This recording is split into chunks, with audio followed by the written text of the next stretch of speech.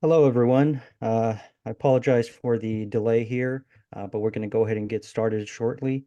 Um, it's a few minor technical difficulties, but we'll be ready to get going shortly.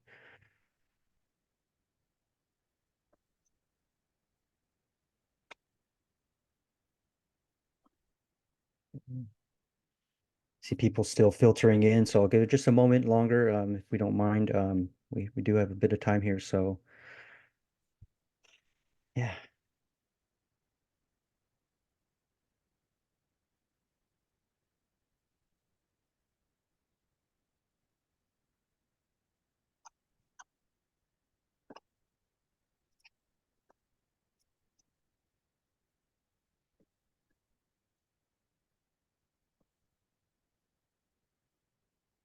Okay. I think we have quite a few of attendees now, so we'll go ahead and get started. Thank you for your patience and thank you for joining us today and welcome um, for our live webinar here, Navigating the Fast Lane, a deep dive into speed tests for seamless online experiences. Today, we're joined by two leaders in the technology space with Ookla and Plume, and we'll be going over quite a few things as as we continue to evolve, especially on the wireless side of things, in-home Wi-Fi and the in-home experience. We'll be discussing leveraging these tools available to us with obviously with Ookla and their online speed tests, but they'll go into a bit more in depth about you know what we can offer and the differences in you know let's say some minor differences in the way that we can use and leverage online speed testing. And we're also joined by Plume today, who will give us an overview of how all this can be integrated into a useful tool for managing subscriber networks. Um, as we know, everything is continuing to evolve. The smart home is continuing to grow, and we're adding more and more devices into the home and overall, congesting these networks, but we have these tools available to us in order to really provide a better online experience again for all of our subscribers. So again, today we're joined by Ookla and Plume, and we're going to kick things off um, with uh, with Ookla first. Um, and we're joined today by James Carroll from Ookla, who will run through a few things here on his side. So, James, you could take it away. If you could introduce yourself and take it away. Sure. Thank you, Andrew. Um, Pleasure to be here today. I need to be careful now that we started a little late that I don't speak too quickly, which is a personal difficulty I have of running away at myself and talking too fast. So thanks very much for the introduction. Thanks very much for the invitation to be here today. And if you wouldn't mind pushing on to the next slide. I'm fairly confident that the majority of people on this webinar will know who Ookla are, and in a lot of ways will also be familiar with our most famous product, which is speedtest.net. But it's always good to work on the theory that somebody here does not and don't want to brush past and make assumptions as to your own popularity. But Ookla's been around a little while. We were founded coming up in almost 20 years ago, based in Seattle. Started, like I said, speedtest.net was the main product. Now, as the years have rolled on, we've diversified. There is a lot more to Ookla these days than there was to the original product portfolio. And in reality, we're a large crowdsourced test and measurement company.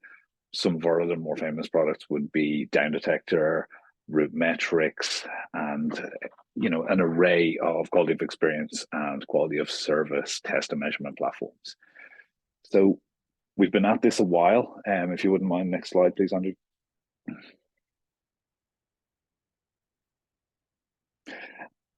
And when you're at this a while, you get a good body of test data that rolls behind you and different capacities to look at different incidents and different things and how different experiences occur online.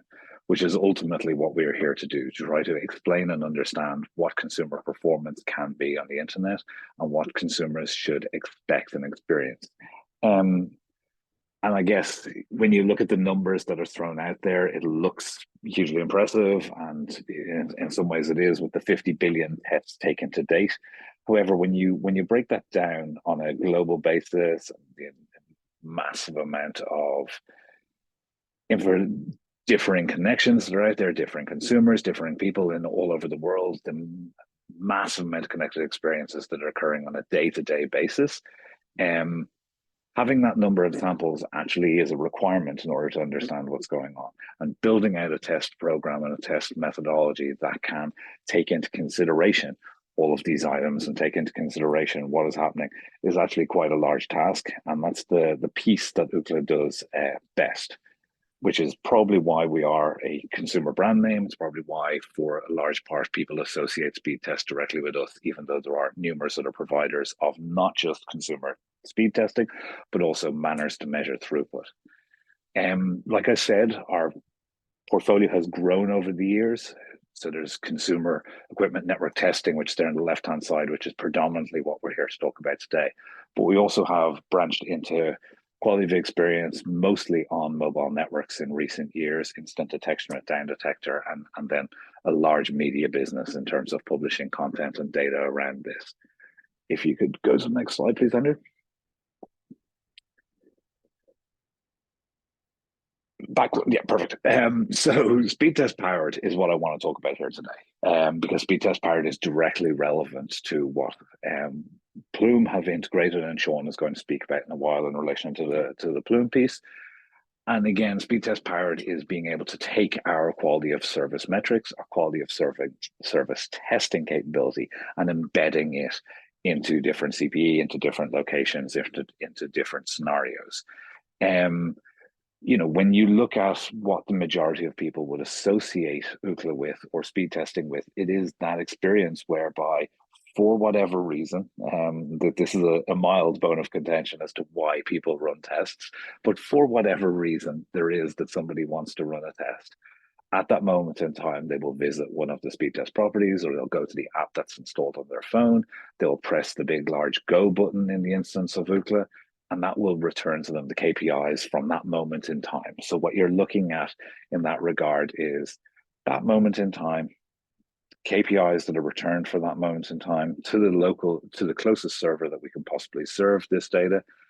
And it really just explains a very nerdy network KPI to people in a very understandable manner. Now, from our side, our goal is to always make sure that that is delivered in a consistent manner, in a consistent visual experience, with a repeatability from our methodology, which I'm fairly confident when we get to Q&A will be probably top of the list that we talked to, but I wouldn't want to guess in advance of the questions that'll come in.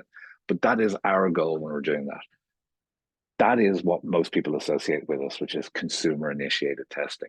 What we're talking about here today is speed test powered. So it's taking the exact same capability, the exact same test methodology, the test methodology the average person that runs a test could expect to get, and embedding that in CPE, embedding that on servers, embedding that in any number of places or capabilities that you'd want.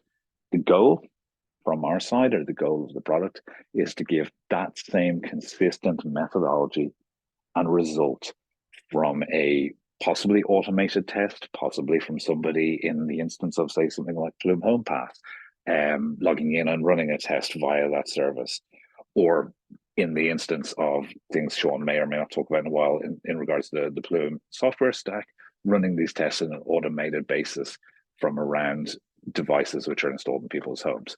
But again, it's about giving a consistency of result and consistency of experience, and that's ultimately what speed test powered is. If you go to the next slide, please, Andrew.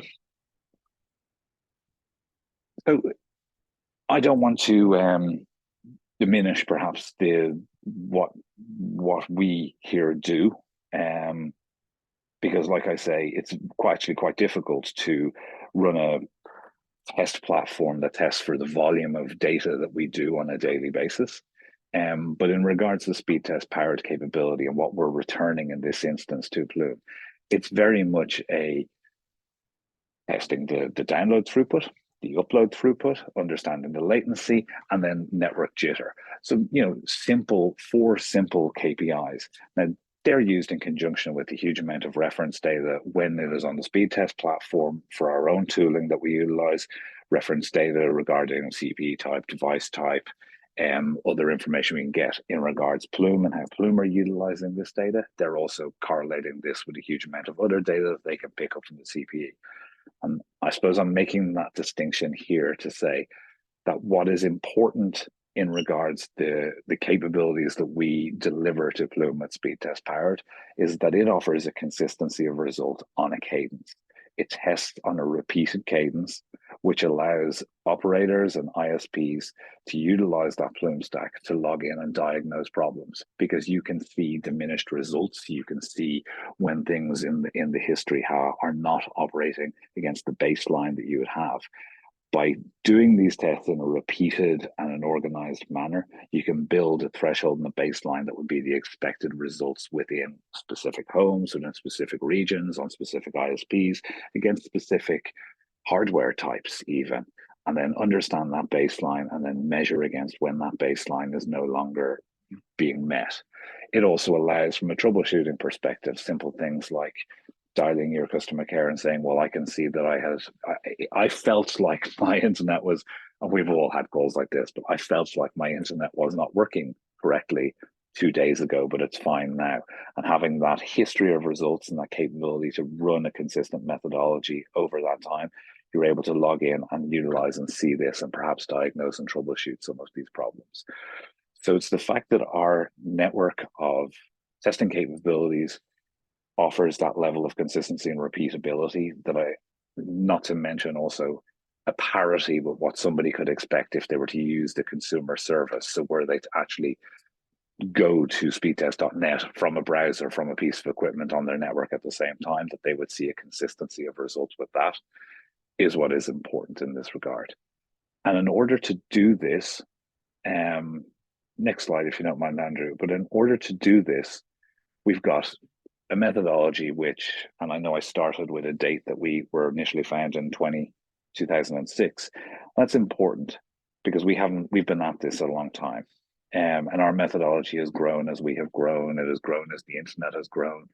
It has had to evolve as data rates have exploded and capabilities require extremely large amounts of data.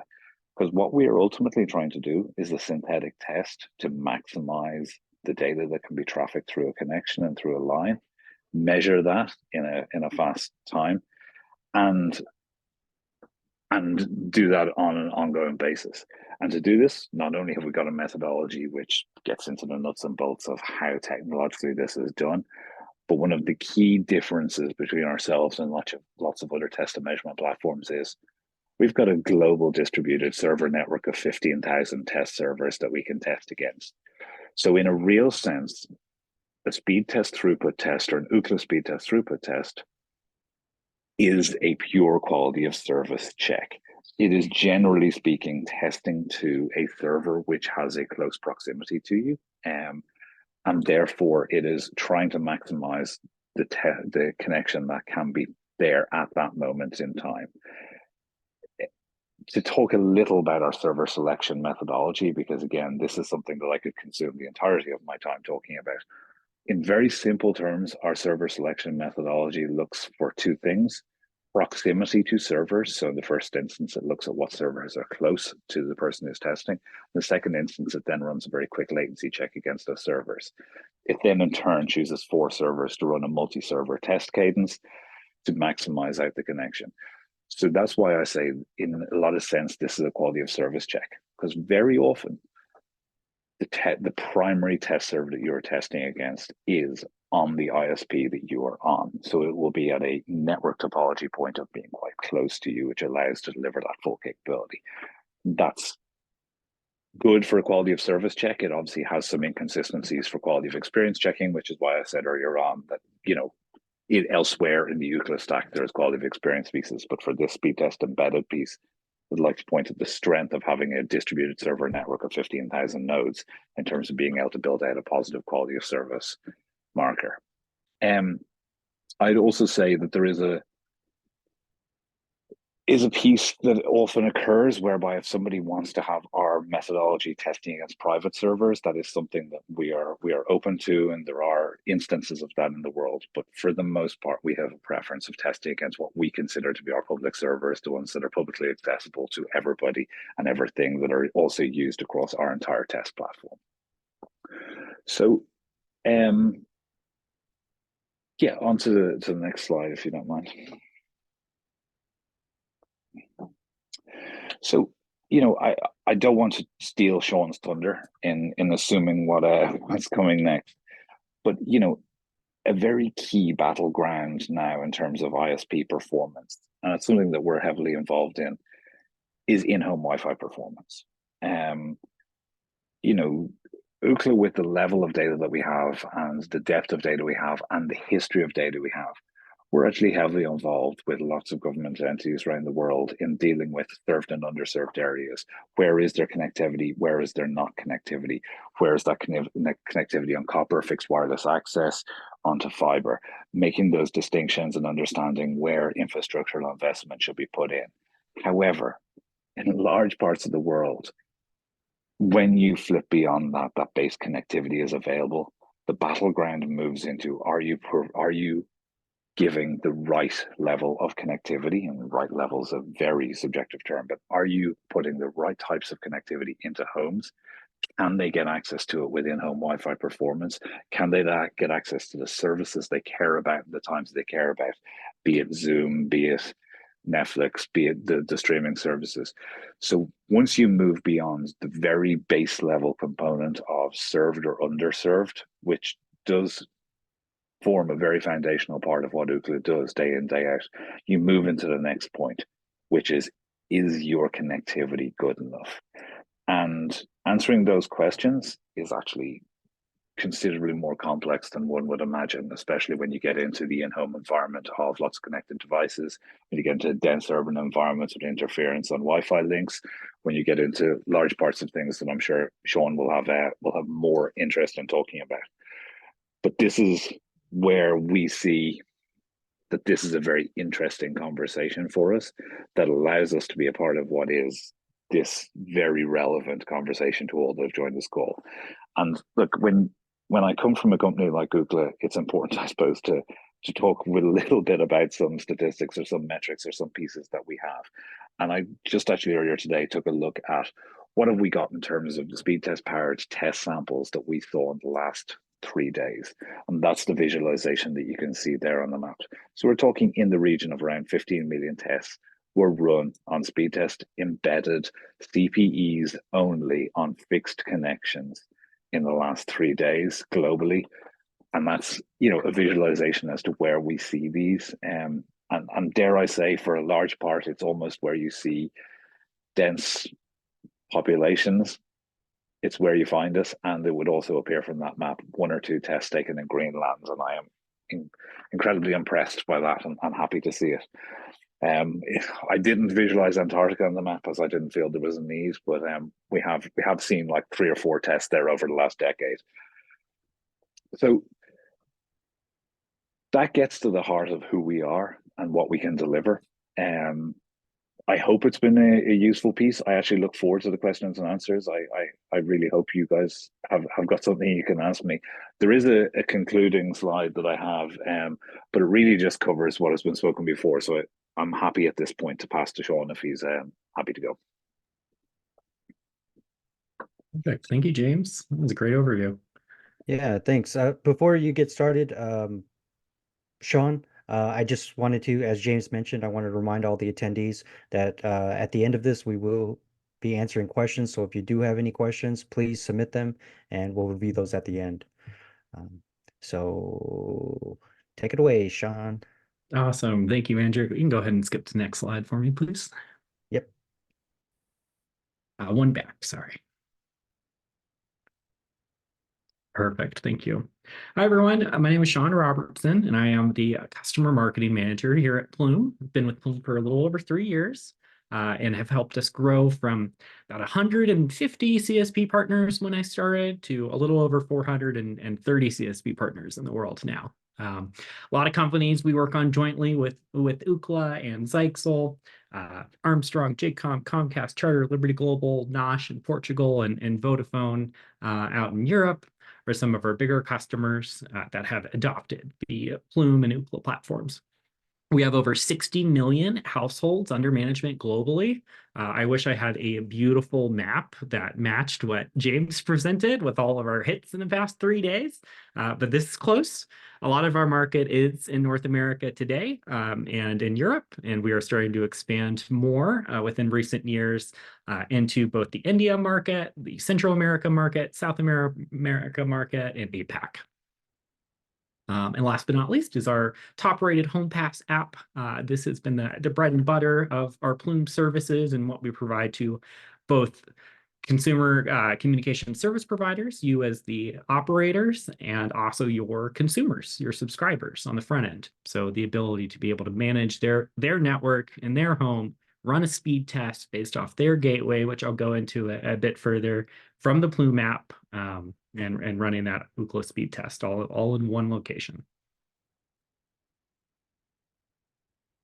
Thank you. Plume is trusted by top tier CSPs around the globe. It's for those that are not familiar with us. We've been partnered with Comcast and Charter Communications for several years now. If you're familiar with Comcast xFi solution or Spectrum's Wi-Fi solution, those are some of our most predominant deployments, but we also have various other customers throughout the United States, down into Guam and even up into Canada. In Canada, in particular, we have Bell and Rogers and Shaw, which are all closely related. Rogers and Shaw to Comcast as syndication partners, and Bell Canada is our biggest provider in Canada. Two of the top 3 fixed line operators in Europe, so Liberty Global and Vodafone. Liberty Global has a ton of subsidiary brands under it, so we've worked very hard with them to help grow our market share. And last but not least, we have a very large MSO partner in Japan, JCOM. Okay, so James touched on a lot of this, but this is a very important slide to me in reference to what we're talking about here today. The challenge for CSPs has never been greater, right? There's a multitude of devices that are connected to the home. I think within my home itself, I have over 43 Wi-Fi connected devices, and that's just between, my wife, myself, my 2 dogs with their Wi-Fi enabled collars, my cat with their Wi-Fi enabled water fountain, etc.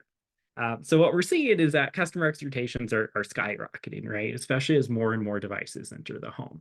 We're also seeing that Wi-Fi generations are increasing at a faster clip than they used to, in part because of what consumer technology is out there. So as new iPhones get released every year and they upgrade from Wi-Fi 6 to Wi-Fi 6E to perhaps even Wi-Fi 7 this year, I don't want to speak for Tim Cook at Apple, but we're seeing that adoption really impact our operators and our CSPs, and they have become the ones to really help lead the charge into new Wi-Fi generations in subscriber environments. So a lot of what we focus on with Zyxel and Ookla is promoting the Wi-Fi 6 products in their portfolio, making sure subscribers have adoption that matches their feature parity with the device in the home. A big thing for operators is reducing the operational costs related to that challenge, not sending a truck rollout every time there's a customer problem. Plume's tools, specifically Frontline and Haystack, which I'll show in a bit, give you huge insight into the background of what's going on in the home.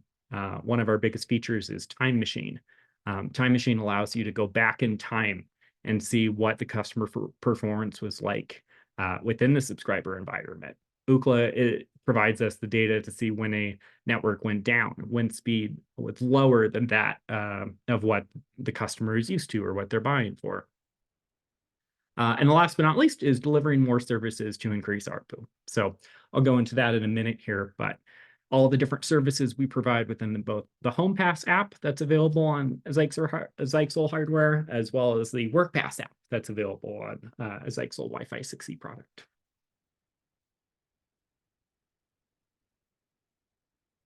Thanks, Andrew. Okay, only Plume provides this cloud-based AI learning tool called OpenSync. OpenSync, we are lucky to integrate into over 75 plus OpenSync integrated devices around the world now.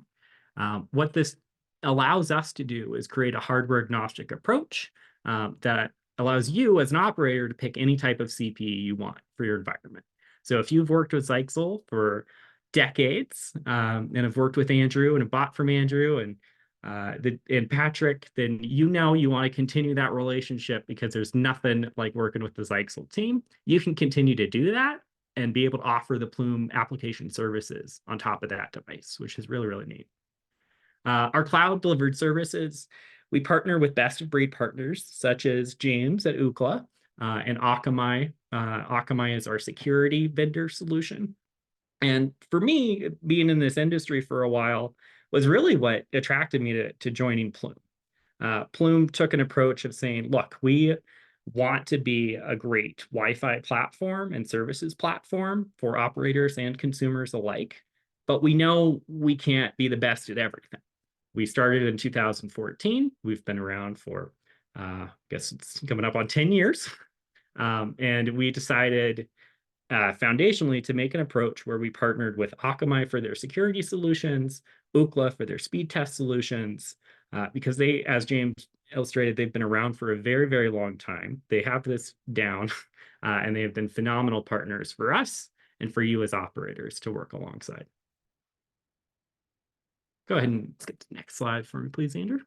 Thank you. This is just an illustration explaining how OpenSync works if you're not familiar with it.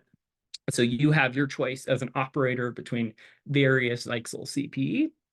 OpenSync is a common open source software framework that sits on top of that hardware layer.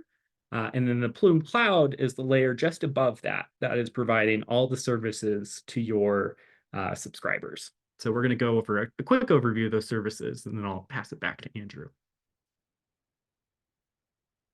So Plume Home Pass. Plume Home Pass offers 4 services for your subscribers. The first and most relevant to this webinar is Adapt. Adapt is the fast, reliable internet connection. It also offers you the ability to run that speed test. And it is important to note that the speed test that we run as Plume within the app is on the gateway.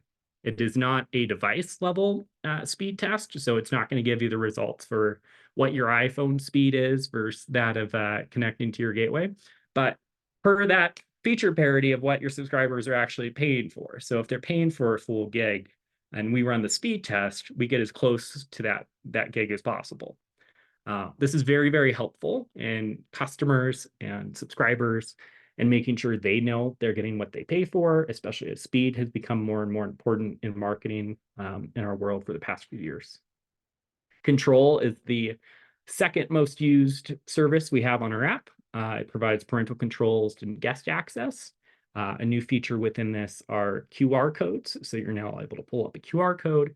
You can share that with a guest and they can quickly scan that and log on to your Wi-Fi network. Guard is very, very important. It's our cybersecurity suite. This is where our partner Akamai comes in that I talked about. And least but not last is Sense. Sense is our motion awareness tool. This is a very neat feature add-on. We see a lot of people use it, especially those with older adults, older families. They want to make sure mom, dad is moving around the home every day. This is an easy and simple solution to add on.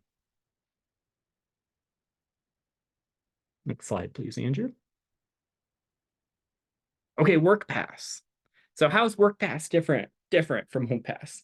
Well, HomePass is really geared towards our residential subscribers. WorkPass is geared more towards small business customers and small business owners. And by small business, I'm talking 50 employees or less. So a bit of a niche market compared to that of other solutions like Meraki Go, some of the bigger enterprise solutions that are out there that serve 100 and more employees. WorkPass is really geared for coffee shops, smoothie bars, dental offices, schools. We've even seen deployments in. And it provides a lot of neat features that our employees are after. So for example, with dental offices really enjoy launching WorkPass because they have a need for a guest Wi-Fi network. They have dental patients waiting an average of 15 to 25 minutes for their dental appointment. And many of them are on their phone and they want to be able to connect to Wi-Fi. What that also does is you put your guests on a secure guest network while having a secure employee network to provide within your employee zone that key card option I'm showing on the bottom right-hand side. That allows you to really keep all of your medical records safe. Any customer personal information is kept on a totally separate and secure network versus that of the guest network. There are a lot of other tools within this. Shield enables that small business network security along with our partner Akamai. Concierge, you get a report. So every time customers come to your small business, say it's a coffee shop or even that dental office example, you're able to record when they come and log in as part of your concierge portal. And then you can send them targeted offers afterwards. So perhaps you have a customer who came in once, logged in your Wi-Fi, and you haven't seen them in 2 weeks. You as a coffee shop could take that list and then retarget those customers and say, hey, get $1 off your coffee by coming back and visiting us. So some really neat features within WorkPass, and we're continuing to expand this suite of services. Next slide, please, Andrew. Okay, we'll go ahead and skip this one, actually. Uprise for now for time. Okay, Haystack. So Haystack is what's really important to you and what our operators really love. So this is where you get a lot of that combined tools and functionality from Ookla and looking into your Zyxel device to see how it's performing. We collect a huge and vast amount of information that we then anonymize as part of our data collection. But what this allows us to do is track the entire customer performance, everything from outages to stability to what their Wi-Fi coverage is, to even using Ookla's tool to see how certain devices are performing to create that health score. So an example I like to use a lot is Andrew in California loves to grill. He's a big griller. He has a Wi-Fi enabled barbecue. That Wi-Fi enabled barbecue is too far away from the Wi-Fi access point or your gateway to have a strong connection. So you're constantly getting calls from your subscriber. Andrew's calling in to his friends at Xfinity and saying, hey, why is my Wi-Fi performance so poor on my barbecue? I want to know when my steak is reaching the right temperature. This thing needs to be medium rare, and I need to know what time it's ready. Our tool allows you to go in and actually see that device, see that connection, see how far it is from the gateway, see what the performance of a device is, and be able to remotely troubleshoot that and fix, Andrew's experience, get him onto a closer access point to ensure that device no longer has a problem and his steaks are perfect. Andrew, I hope you're not a vegetarian. Okay, and I'll leave you with this, or one more slide after this, but this really covers a lot of the different data points and data types that are becoming important to you as an operator in our space. There are so many things happening with our world. We're seeing folks switch from triple play services where they've had cable, a landline, and internet to internet only. With internet only, you need to keep up your ARPU. You need to be able to keep up that same revenue you're used to getting per subscriber. There are a lot of ways to do that. Many ways of doing that are offering applications like HomePass and WorkPass that give your subscribers a full suite of services that they can use. Plume, on the back end for you, what made me really excited to join this organization is that you can take all of these different data types and have it be actual actionable information for you to use. So some of the demographic information I mentioned, such as with WorkPass, where you can retarget customers, being able to have a 3-digit identification within our frontline tool. So a customer calls and your customer support rep, your typical experience is, what's your account number? What's your phone number? What's your address? Can you please verify your security PIN for me? You don't have to do that with Plume services. As long as you start entering in the first 3 digits of their phone number, first 3 digits of their address, this will start to auto-populate within our frontline tool, and you can very quickly, as a customer support rep, CSR, find your subscriber and find what their issue is. Okay, last slide, please, Andrew. To wrap this all up and wrap up what James and Andrew have talked about so far, value of data is more important than ever. Right now, we're at a stage where we need to measure what happened and why. So many of the tools we use are that time machine feature within Frontline. So to be able to look back, see what happened, how can we fix it? Measure what is happening right now. So real-time measurement, example of like how James used the amount of speed tests they've done within the past 3 days. And then predicting what will happen next. So getting to a point where you're able to predict, oh, this customer is really maxing out on their 50 meg plan per month or their 100 meg plan per month. This is a great opportunity for you as an operator to target that subscriber and get them to a higher tier plan, or even predict outages before they happen within a certain area. And last but not least, the dream of all of this data and what you can do with the Plume platform, Ookla services, and Zyxel is to influence what happens next. So as marketers and sales within this industry, we're very, very focused on how do we help lead the charge and lead the initiative of consumer and technology adoption within our space. And that was it for my slides. Thanks, Andrew. Thank you very much, Sean. That was great. I think that last part you really hit on something there is that the importance, the key of having that historical data, really, really important. Okay. Well, obviously, before we get to the Q&A, briefly, I know Sean touched on a few of our products. We obviously do support OpenSync on several of our products. The newest one will be our EX5512. That is, we're working on finalizing the certification for now. And that is, of course, our 2.5 gig offering that comes with a 2.5 gig WAN and LAN port. But one of the big ones that Sean touched on is our Wi-Fi 6E product, which is actually a 10 gig device. The first 10 gig device to offer OpenSync, and that is 10 gig WAN and LAN connection. And I think, that was a big driver for bringing both of these, bringing Ookla and Plume here today, really to discuss, what we're doing together to ensure that we can get the correct speed tests, things like that. For what's becoming more important is those multi-gig applications. And that's what we're seeing things transition to that higher and higher bandwidth speed offerings from providers. And we'll continue to work together to ensure that we can get everything done. So with that, we are open for any questions, answers. I know there are, well, I guess a burning question, I more on the Ookla side maybe, but also involves us all here today, is how are we addressing multi-gig speed test requirements up to 10 gig? If either Sean, James, if you'd like to chime in, comments here. Yeah, no, happy to. I'd love to be in a position to answer Jerry's question with a yeah, we can do that, no problem, and move on very quickly. But it isn't as simple as that. Like giving that first and he's going for a specific, he's changing his question as we go now, Jerry, asking on a specific product. You see now, I should have waited a moment. I'll park that for a moment.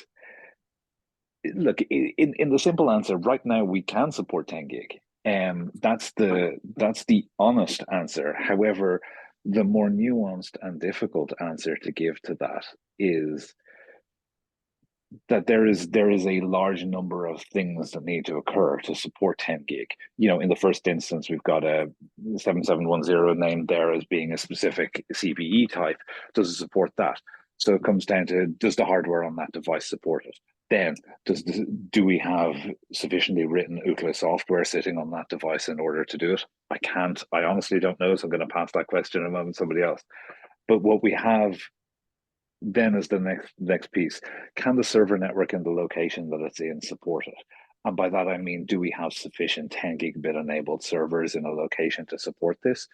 Do we have sufficient capability to run concurrent tests for that level of volume. And then there's a very simple one that honestly, browsers as they're currently enacted cannot traffic that much data. So realistically, right now, if somebody comes to speed test on net in Chrome or in Edge or in any other browser, they're not going to get 10 gigabits per second because that piece of software is not designed to be able to push that much data through it. It hits buffers very, very quickly.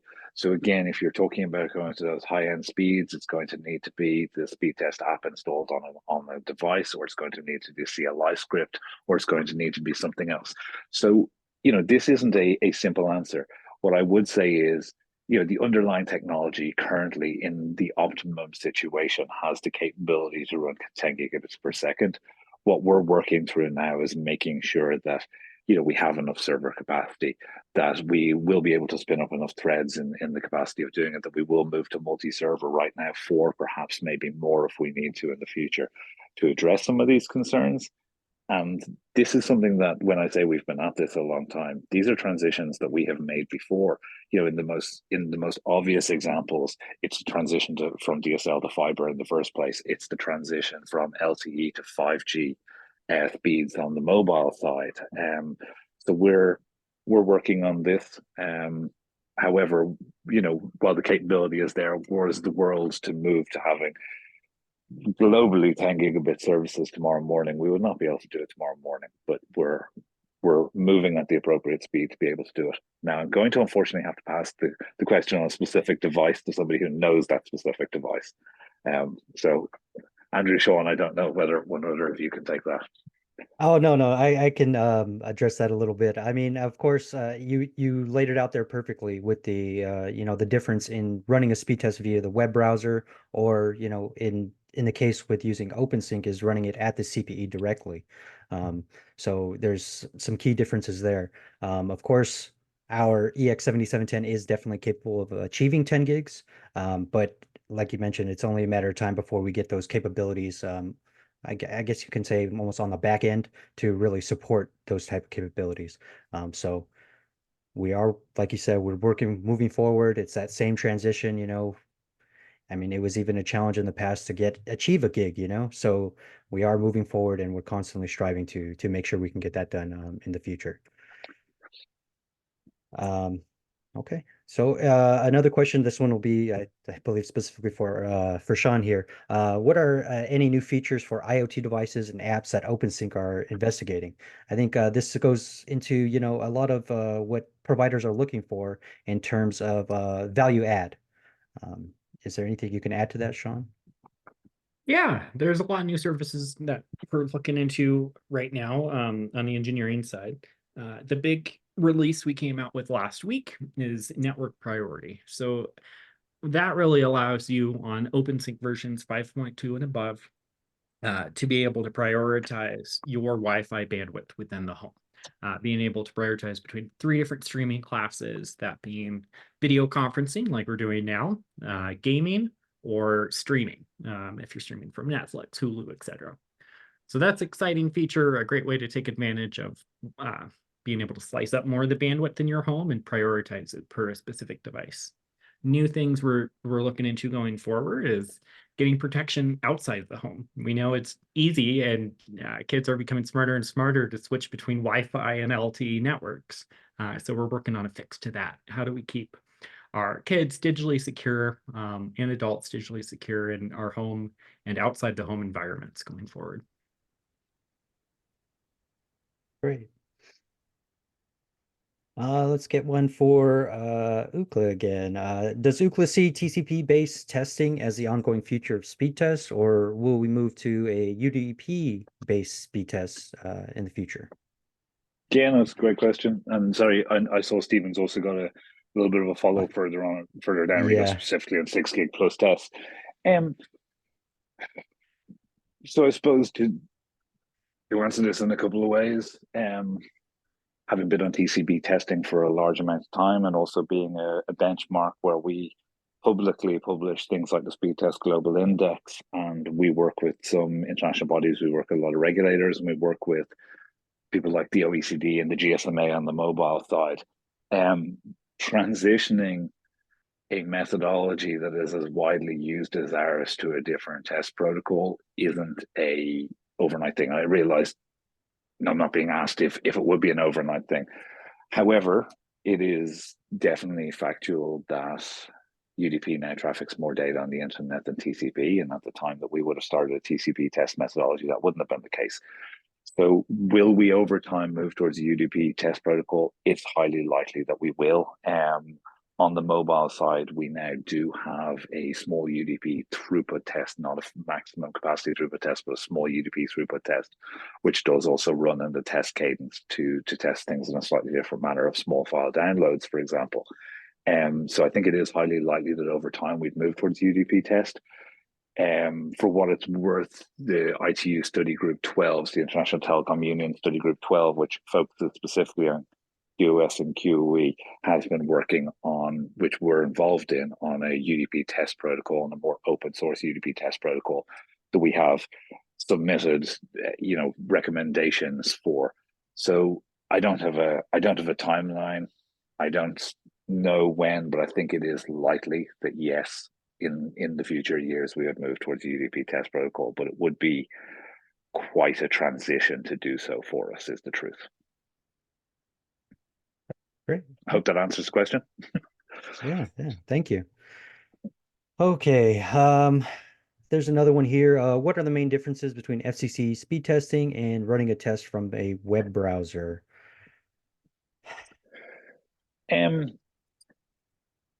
Yeah, I guess I don't necessarily want to get into discussing our competitors, because the FCC speed test app is a contract which is not a Ookla contract. It's a contract of our competitors. Interestingly enough, actually, the FCC speed test app is in the transition between the provider that has provided it for the last 5 years is no longer going to be the provider going forward, is my understanding. So it's in a position of transitioning right now. What are the differences? Ultimately, it is somebody's a slightly different methodology, which also then comes with the fact that they will not have the same test network that we have. They do not have the same level of servers that we have, or the same breadth of servers that we have. But in real terms, I wouldn't say that there is necessarily a significant difference in terms of the methodology that underpins it.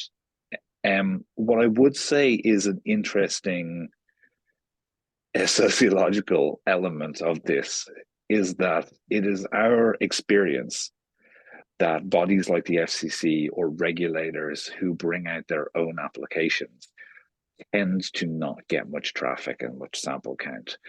And a large part of what has made Ookla very successful is our independence from carriers or governments or any sort of regulator, that people actually take us as a trusted and valued third party validation. So a large distinction that I would make, which I realize is probably not the question you've asked about the difference between ourselves and the FCC app, is usage.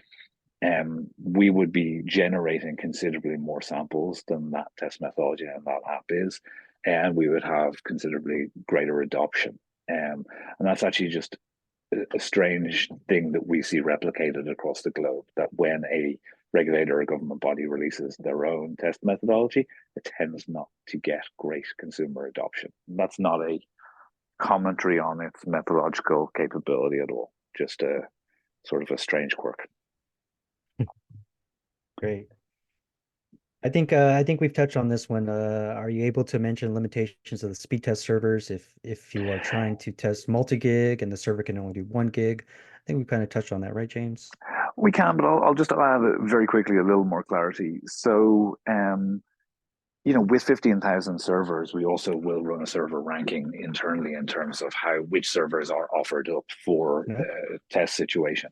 So it's not simply a matter, while I did say when I discussed in very brief terms earlier on that it is closest and then latency, there's more to it than that. And there is also strength, median scores. There is an entire team that works based in this office that I'm in, works on making sure that server network is reaching its potential, and also blacklisting, graylisting, rolling servers off of usage where they don't meet minimum thresholds and minimal criteria.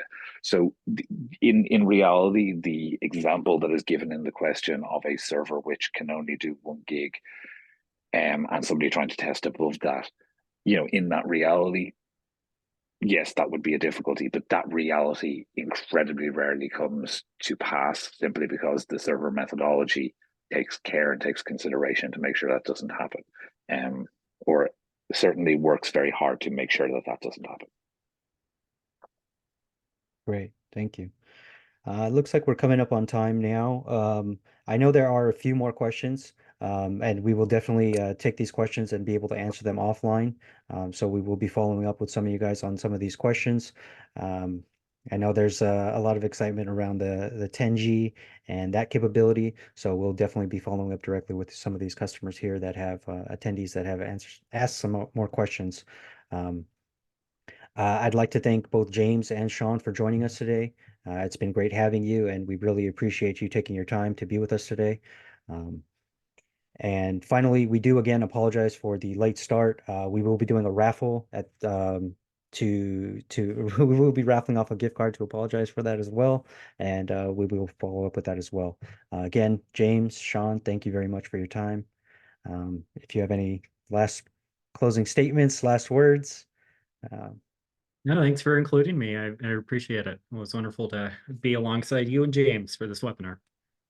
Great. Yeah, appreciate the invite. And I will just say, if people want to follow up with me directly, james@ookla.com, on any of these questions, I'm happy to do so offline as well. But I appreciate the chance to be here. Thank you very much. Great. Thank you again for attending, and we'll see you at the next one. Thanks again.